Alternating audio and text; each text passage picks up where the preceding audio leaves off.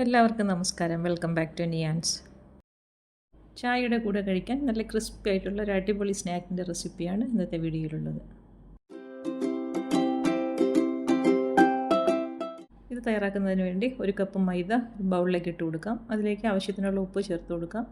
ഇനി ഒരു ടീസ്പൂൺ നെയ്യും കൂടി ഇതിലേക്ക് ചേർത്ത് കൊടുത്തതിന് ശേഷം എല്ലാം കൂടി നന്നായിട്ടൊന്ന് തിരുമ്മി യോജിപ്പിച്ചെടുക്കാം. ചേർത്ത് കൊടുത്ത നെയ്യും ഉപ്പും എല്ലാം മാവിൻ്റെ എല്ലാ ഭാഗത്തും പിടിക്കത്തക്ക രീതിയിലൊന്ന് മിക്സ് ചെയ്ത് കൊടുത്തതിന് ശേഷം വെള്ളം ഒഴിച്ചു കൊടുത്ത് ചപ്പാത്തിക്കൊക്കെ കുഴയ്ക്കുന്ന ഒരു പരുവത്തിൽ അതിനെ ഒന്ന് കുഴച്ചെടുക്കാം.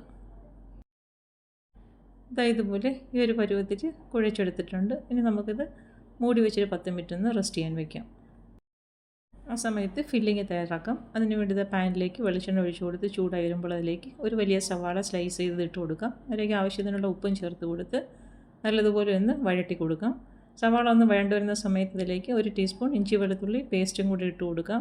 ഇനി അതിൻ്റെ പച്ചമണം മാറുന്നത് വരെ നല്ലതുപോലെ ഒന്ന് മൂപ്പിച്ച് കൊടുക്കാം. പിന്നീട് അതിലേക്ക് കുറച്ച് കറിവേപ്പില ഇട്ട് കൊടുക്കാം. ഇനി 1/2 ടീസ്പൂൺ മുളക് പൊടിയും 1/2 ടീസ്പൂൺ മല്ലിപ്പൊടിയും 1/4 ടീസ്പൂൺ മഞ്ഞൾപ്പൊടിയും 1/4 ടീസ്പൂൺ ഗരം മസാലയും കൂടി ചേർത്ത് കൊടുക്കാം. ഇനി പൊടികളുടെ എല്ലാം പച്ചമണം മാറുന്നത് വരെ നന്നായിട്ടൊന്ന് മൂപ്പിച്ചെടുക്കാം. അത് മൂത്ത് വരുന്ന സമയത്ത് ഇതേപോലെ കഴുകി വൃത്തിയാക്കി വെച്ചിരിക്കുന്ന കുറച്ച് കൊഞ്ചുണ്ട്, അത് ഇതിലേക്ക് ഇട്ട് കൊടുക്കാം. അതിൻ്റെ കൂടെ തന്നെ ഒരു ഉരുളക്കിഴങ്ങ് ചെറുതായി അരിഞ്ഞതും കൂടി ഇതിലേക്ക് ഇട്ട് കൊടുക്കാം. ഇനി രണ്ടും കൂടി നന്നായിട്ടൊന്ന് മിക്സ് ചെയ്ത് കൊടുക്കാം. ഏകദേശം ഒരു 25ഓളം കൊഞ്ച് വൃത്തിയാക്കിയതാണ് ഇതിലേക്ക് ചേർത്ത് കൊടുത്തിരിക്കുന്നത്. ഇതേപോലെ നന്നായിട്ട് മിക്സ് ചെയ്ത് കൊടുത്തതിന് ശേഷം അതിലേക്ക് ഇനി കുറച്ച് ചൂടുവെള്ളം ഒഴിച്ചു കൊടുക്കാം. അപ്പം വേകാൻ ആവശ്യമുള്ള വെള്ളം മാത്രം മതി. നമുക്കത് വറ്റിച്ച് വരട്ടിയെടുക്കാനുള്ളതാണ്. അപ്പോൾ വെള്ളം ഒഴിച്ചു കൊടുത്ത് അടച്ച് വെച്ച് വേവിച്ചെടുക്കാം. ഇപ്പോൾ ചേർത്ത് കൊടുത്ത വെള്ളമൊക്കെ ഒരുമാതിരി ഒന്ന് വറ്റി വന്നിട്ടുണ്ട്. ഈ ഒരു സമയമാകുമ്പോഴേക്കിന് തുറന്നിട്ട് നല്ലതുപോലെ ഒന്ന് വെള്ളം വറ്റിച്ചെടുക്കണം. നമുക്കിതിലേക്ക് കുറച്ച് മല്ലിയിലയും കൂടെ ചേർത്ത് കൊടുക്കാം. മല്ലിയിലയും ഇട്ട് കൊടുത്തതിന് ശേഷം ഇതിനെ നല്ലതുപോലെ ഒന്ന് മിക്സ് ചെയ്ത് ഡ്രൈ ആക്കി എടുക്കാം. ഇപ്പോൾ നമ്മൾ കുഴച്ച് വെച്ചിരുന്ന മാവ് നന്നായിട്ട് സോഫ്റ്റായി വന്നിട്ടുണ്ട്. ഇതായത് പാത്രത്തിൽ നിന്ന് മാറ്റി കൗണ്ടർ ടോപ്പിലേക്ക് ഇട്ട് കൊടുത്ത് കൈകൊണ്ട് നല്ലതുപോലെ ഒന്നുകൂടെ ഒന്ന് കുഴച്ചെടുക്കാം. ഏകദേശം 2-3 മിനിറ്റ് ഈ ഒരു പരുവത്തിൽ കൈ കൊണ്ട് ഈ കൗണ്ടർ ടോപ്പിലിട്ട് തന്നെ നന്നായിട്ടൊന്ന് കുഴച്ച് മയപ്പെടുത്തിയെടുക്കണം. ഇങ്ങനെ നന്നായിട്ടൊന്ന് കുഴച്ചെടുത്താലേ സ്നാക്ക് നല്ല ക്രിസ്പി ആയിട്ടിരിക്കത്തുള്ളൂ. അപ്പോൾ ഈ ഒരു പരുവത്തിൽ നന്നായിട്ട് കുഴച്ചെടുത്തിട്ടുണ്ട്. ഇനി നമുക്കിതിനെ ഒന്ന് പരത്തിയെടുക്കണം. പൊടിമാവ് ഇട്ട് കൊടുത്തതിന് ശേഷം നന്നായിട്ട് വലുപ്പത്തിൽ ഇതിനെ ഒന്ന് പരത്തിയെടുക്കാം. ഒട്ടും കനമൊന്നും ഇല്ലാതെ എത്രത്തോളം വലിച്ച് നന്നായിട്ട് പരത്തിയെടുക്കാമോ അത്രത്തോളം വലുപ്പത്തിൽ പരത്തിയെടുക്കാം. പരത്തിയതിന് ശേഷം ഇതേപോലെ കുറച്ച് ഓയിൽ ഇതിലേക്കൊന്ന് ബ്രഷ് ചെയ്ത് കൊടുക്കാം. എല്ലാ ഭാഗങ്ങളിലൊന്ന് ബ്രഷ് ചെയ്ത് കൊടുത്തതിന് ശേഷം കുറച്ച് പൊടിമാവും കൂടി ഇതിലേക്ക് ഇട്ട് കൊടുത്ത് നല്ലതുപോലെ ഒന്ന് പരത്തി കൊടുക്കാം. ഇനി ഇതേപോലെ രണ്ടായിട്ടൊന്ന് മടക്കി കൊടുക്കാം. മടക്കി കൊടുത്തതിന് ശേഷം സൈഡൊക്കെ ഒന്ന് പ്രസ് ചെയ്ത് കൊടുക്കാം. ഇനി വീണ്ടും നന്നായിട്ട് ഇതിനെ ഒന്ന് പരത്തിയെടുക്കണം. ഇപ്പോൾ സ്ക്വയർ ഷേപ്പിലാണ് പരത്തിയെടുക്കേണ്ടത്. ഈ ഒരു രീതിയിൽ വീണ്ടും നന്നായിട്ടൊന്ന് പരത്തിയെടുക്കാം. പരത്തിയെടുത്തതിന് ശേഷം സൈഡൊക്കെ ഒന്ന് ലെവൽ ചെയ്ത് കൊടുക്കാം. ഈ രീതിയിൽ രണ്ട് സൈഡിൽ നിന്നും അധികമുള്ളത് കട്ട് ചെയ്ത് മാറ്റിയതിന് ശേഷം ഇതേപോലെ നീളത്തിൽ ഇതിനെ പല പല കഷ്ണങ്ങളായിട്ടൊന്ന് മുറിച്ചെടുക്കാം. ഇനി നടുവിൽ കൂടെ ഇങ്ങനെ രണ്ടായിട്ടൊന്ന് കട്ട് ചെയ്ത് മാറ്റാം. ഇനി ഓരോ പീസസും ഇതിൽ നിന്നും ഇളക്കി മാറ്റിയെടുക്കാം.